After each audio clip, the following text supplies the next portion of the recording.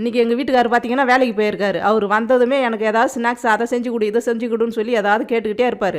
ஆனால் அவர் கேட்காமலே இன்றைக்கி அவருக்கு நம்ம அல்வா கொடுக்க போகிறோம். அதுவும் என்ன அல்வான்னு பார்த்தீங்கன்னா சாதாரண அல்வா கிடையாது, பாம்பே அல்வா.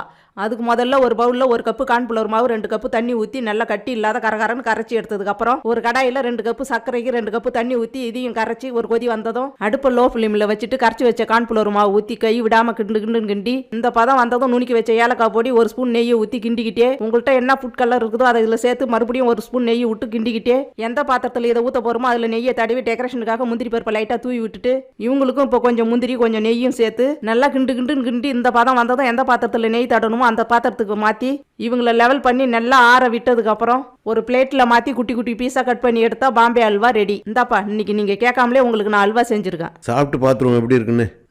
சூப்பராக இருக்குப்பா இந்த அல்வா. அவ்வளோதாங்க. இதேமாரி நீங்களும் செஞ்சு பார்த்துட்டு எப்படி இருந்ததுங்கிறத சொல்லுங்கள். நம்ம இன்னொரு சமையல் வீடியோவில் பார்க்கலாம். டாடா.